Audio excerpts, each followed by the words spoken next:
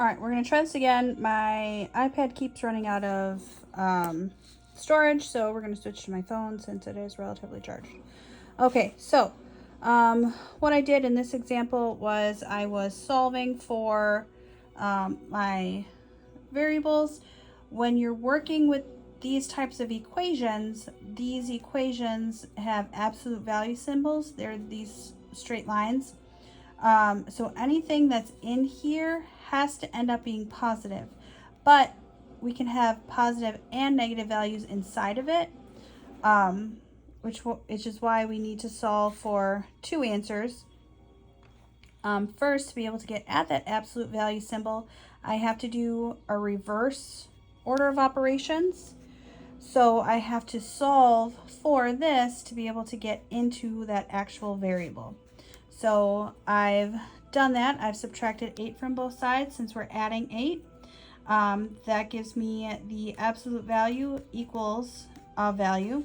So now I'm going to go ahead and separate these two into two separate equations, one positive, one negative, and I'm going to go ahead and solve them the same way since they're the same values.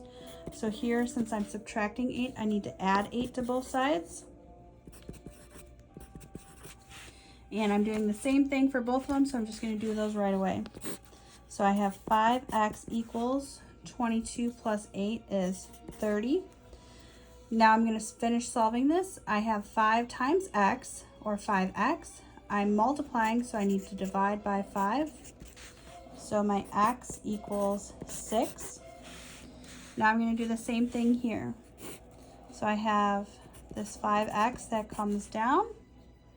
A negative 8 plus 8 is 0 equals a negative 22 plus 8 is 14. Again, I'm going to divide by 5, and that's a negative 14. And then x equals a negative 14 fifths. Yes, 22, 2, 6, yep.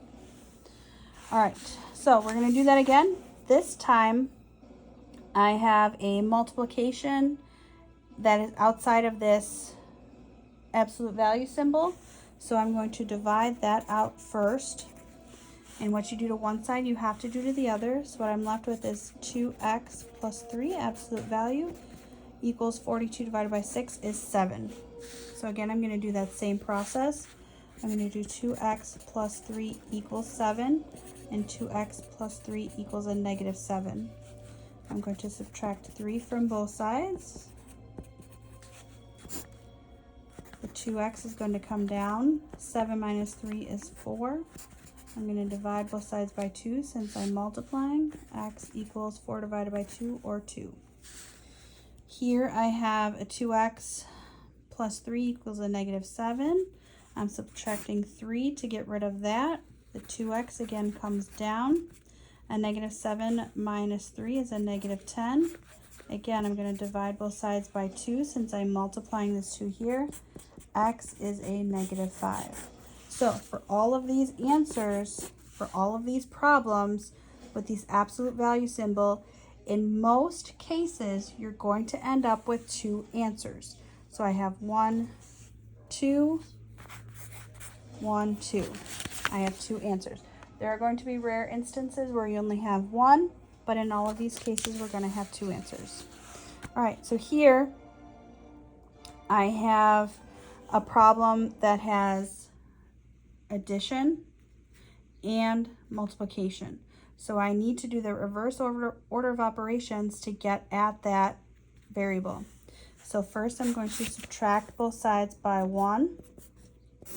So this leaves me with 2 times the absolute value 2x plus 3. That equals 17 minus 1 is 16. So now I'm going to divide by 2 to get rid of that so I can get at that absolute value symbol. 2 divided by 2 is 1, so I have 2x plus 3 equals 16 divided by 2 is 8. Okay, now I'm going to separate those into 2 separate pieces. I'm going to have 2x plus 3 equals 8, and 2x plus 3 equals a negative 8. Okay, I'm going to do the same thing. Here I'm adding 3, so I'm going to subtract 3. The 2x comes down, so our 2x equals 8 minus 3 is 5. Here I'm going to do the same thing. Actually, no, let's finish this one first. I'm multiplying this 2 here, so I need to divide it. X equals 5/2. All right, so I'm going to do the same process here. I subtracted 3. I'm going to subtract 3 on this side. The 2x comes down because I didn't do anything with it. 3 minus 3 is 0, equals a negative 8 minus 3 is a negative 11. I'm multiplying that 2, so I need to divide it.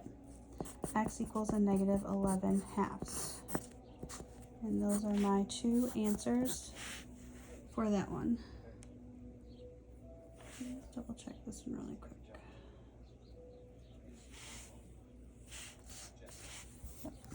All right. Last page, we are almost done. All right, so this one up here is telling us to factor the following quadratic equations. So this is what we did on Tuesday. So there's 3 different types of equations that we could factor. We had the factoring method, the ax squared plus bx plus c equals 0 when a equals 1, and then ax squared plus bx plus c equals 0 when a was not equal to 1 or 0. So the first one we are factoring. So we're trying to figure out, focus, there we go. We're trying to figure out what factors go into these values that are the same that we can pull out. So one way to do this would be, we can either find the prime factorization, which we did earlier in this example, or we can just figure out what the factors are of the values and see what they have in common. So first I will start with 8. The factors of 8 are 1 and 8, and 2 and 4. Then I'll move on to 20. The factors of 20 are 1 times 20. Always remember the 1 times itself. It is important to have that. You're not always going to use it, but sometimes you will need it. 2 times 10 and 4 times 5. So the ones that I have in common are this 2 and this 4. You want the one that's the largest. So the largest is 4. Then I have to look at my m's. So here are my variables. Here I have an m squared, and here I have an m. M squared is just m times m, and then m is just m. So what they have in common then is 1m. So this becomes 4m. What's left over here, this 4 times the 2, I use the 4, the 2 is left. I have an m left over here. Let's separate this so we know they're together. I'm subtracting in my problem, so I need to subtract here. What's left over here is a 5. That is equals 0, is my answer. Okay, now we're going to move on to 12b. So in order to calculate 12b, I need to figure out what adds to that middle term and multiplies to the end term. So we'll come over here and we'll figure out my factors of 24. So my factors of 24 are 1 times 24, 2 times 12, 3 times 8, and 4 times 6. Our rules of multiplication are as follows. A positive number times a positive number gives me a positive number when I multiply. A negative number times a negative number gives me a positive number when I multiply. But a positive number times a negative number when I multiply gives me a negative. So if I'm looking at my symbols here, I have a positive value that when I multiply this by that box method, when I multiply this value times this value, I'm going to get a value here that's multiplied. Since this is positive, I know I'm going to need one of these two numbers, one of these two options. Now I'm going to look at this thing, this value, this symbol right here. This is negative, which is telling me that I'm going to need these two symbols in my parentheses. So if I have a negative value and a negative value, these two values are going to end up negative, and I'm going to add them together when I simplify. So I need two numbers of these pairs of numbers that when I add them together as negatives, they're going to give me an 11. So if I do a -1 plus a -24, that gives me a -25. That number is not going to work. And -2 times a -2 plus a -12 is -14. That number doesn't work. And -3 plus a -8 is a -11. Okay, that one will work. Let's just check our last one. And -4 plus a -6 is -10. That doesn't work. So the way to do this is to make two sets of parentheses. The variable always goes in front. That's just the way you need to set up your problems. The values that we've chosen are 3 and 8. So the 3 and the 8 go in back. I do them numerically in numerical order. You do not have to do that. Since we figured out what symbols we need, we've needed both of those subtraction symbols. Those go in the middle. That is our answer. To solve that, to make sure that we have the right answer, one set of parentheses is going to go on one side, either the side or the top. The other set of parentheses is going to go on the opposite one. So I'm going to do an x and a -3, x and a -3. Now I'm going to multiply these one at a time by each other. So the x is going to go with these items across the top. The -3 is going to get multiplied times these pieces and get placed in the bottom. X times x is x squared. X times a -3. Oh wait, let me make that one an 8. X times a -3 is a -3x. And -8 times x is a -8x. And -8 times a -3 is a +24. So when I pull each of these items out of the box, I have x squared minus 3x minus 8x plus 24. That simplifies then, these two middle terms simplify to x squared minus 11x plus 24. That is what we started with, so that answer checks. All right, so now we're going to do the last example of factoring when a does not equal 1. So we're going to do the same process. Similarly, we're going to find the factors of our a and our c. Our a is 8, so I'm going to find the factors of that. So I have 1 times 8 and 2 times 4. Then I'm going to find the factors of my c. My c is 3, it is prime, so the only thing that I can multiply is 1 and 3. So looking at this, based on the previous examples, we would say, okay, well, which numbers do they have in common? Unfortunately, in this case, that's not going to work. We're going to have to figure out how they work together. So back here, I have a -3, which means that one of these options is going to happen. I'm going to have to add something and subtract something when I'm simplifying, because when I'm multiplying, I need to get that negative. So let's start by putting together our parentheses. We're going to leave a space before our variable because I'm going to have one of these two pairs of numbers in front, but I only have one pair for this 3, so I'm going to put a 1 and a 3. So now, if you remember from our example up here, we're multiplying each of these pieces together. So I'm going to figure out how I can work with these pairs of numbers to get a 2 in the middle. So if I do 3 times 1, I'm working with this top pair, and 1 times 8, 3, this is going to give me a 3, and this is an 8. If I do 8 minus 3, that's a 5, so that one's not going to work. I could do a 1 times 1 and a 3 times 8. That's 1 and 24. That really doesn't work. Okay, so I'm pretty much guaranteed that I need this pair of numbers. So let's do 1 times 2 and 3 times 4. I'm just multiplying, so the 1 times the 2 and the 3 times the 4. That's what I'm doing to figure out how these are going to work together to give me the spaces inside this box so that I can simplify. All right, so 1 times 2 is 2, 3 times 4 is 12. 14 minus 2 is 12, so that one's not going to work. So the only other option I have is to multiply the 3 times the 2 and the 4 times the 1. All right, so I'm going to do 3 times 2 and 4 times 1.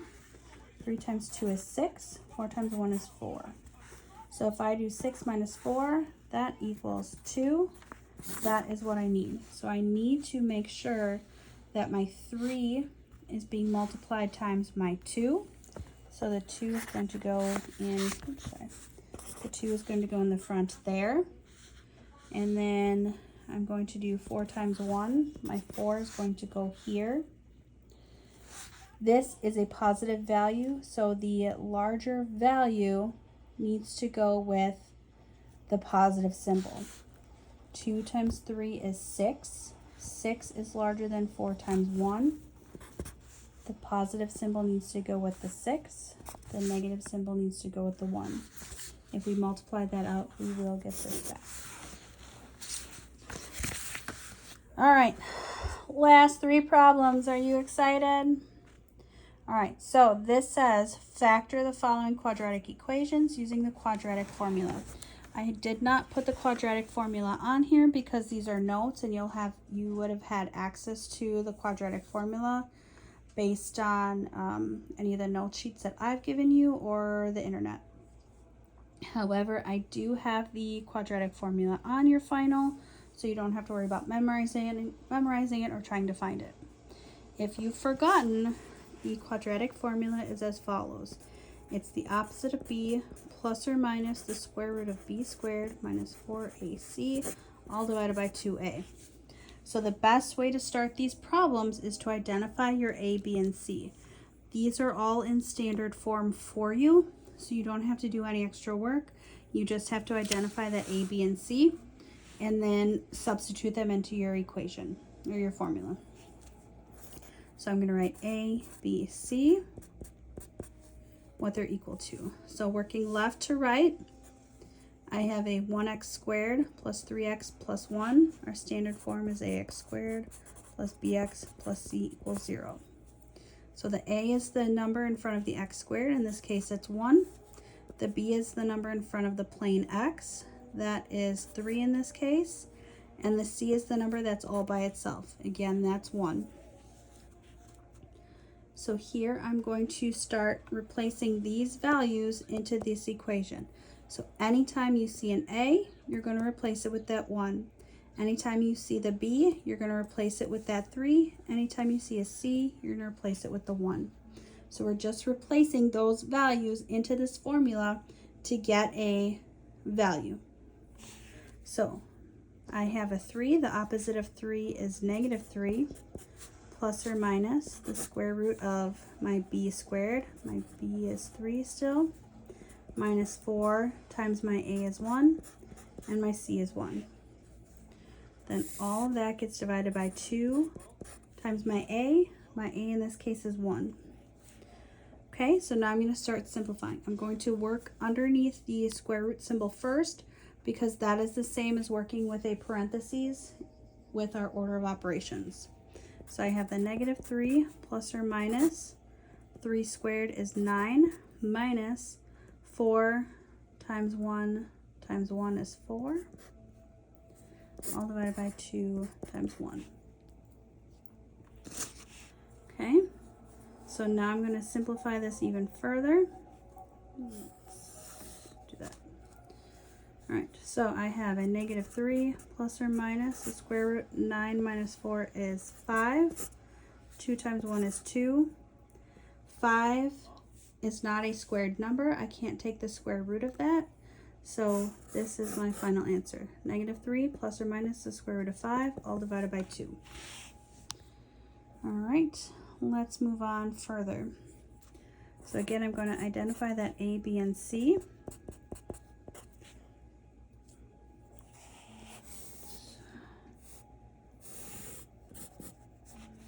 Make ourselves some room. Okay, again, the A is the number that is directly in front of the x squared. In this case, it's 9. The B is the number directly in front of the single x, remember to keep your symbols. So this is a -3, and then the c is the number that's all by itself. In this case, it's a -10. I'm going to do the same thing as I did before. So I'm going to take the opposite of my b. In this case, my b is a -3, which makes that a +3, plus or minus the square root of a -3 squared minus 4. My a is 9. My c is a -10. All divided by 2 times my a of 9. Okay, so now I'm going to continue to solve this. I have 3 plus or minus the square root of -3 squared is 9, minus 4 times 9 is 36, times a -10 is a -360. So this becomes a +360, divided by 2 times 9 is 18. This simplifies then to 3 plus or minus the square root of 9 plus 360 is 369, divided by 18. You cannot take the square root of 369 evenly, so that has to stay the way it is. That is your answer. All right, friends, last one. All right, so again, we're going to start by identifying our a, b, and c. Our a is the value that's next to the x squared. In this case, it's 4. The b is the number that's next to the plane x.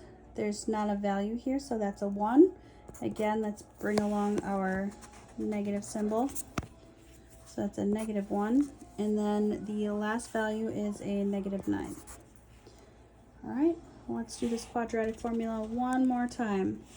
The opposite of b, my -1, is a +1. Plus or minus the square root of my -1 squared minus 4 times my a of 4 times my c of -9, all divided by 2 times my a of 4. Okay, so let's continue to solve underneath that square root symbol. So I have 1 plus or minus 1 squared, or -1 squared is 1, minus 4 times 4 is 16, times 9, and since I'm using my phone, I can't calculate that right away. This is 54, 9, 144. So I have a negative times a negative, which gives me a positive. So that symbol then becomes positive 144, divided by 2 times 4 is 8. Simplifying this further, I have 1 plus or minus the square root of 1 plus 144 is 145, divided by 8. 145 you cannot take a square root of nicely, so you have to leave it like this. However, if this becomes an answer, a whole number, you're going to take the value and separate it. So let's say this ended up being 144. The square root of 144 is 12. I would take 1 plus or minus 12 divided by 8 and separate that into 2 separate equations. So it would be 1 plus 12 divided by 8 and 1 minus 12 divided by 8. Very similarly to our absolute value. So then I would 1 plus 12 is 13 divided by 8. That would be the first answer. 1 minus 12 is a -11 divided by 8. That would be my second answer. You must do these additional steps if this value underneath my square root symbol ends up being a whole number when you calculate it. If it doesn't, you can leave it just like these and you're done. All right, so here is part 2 of the video. If you have any questions or concerns, please feel free to email me prior to Monday, or I will open up the classroom for questions as well. Have a great rest of your weekend and see you Monday.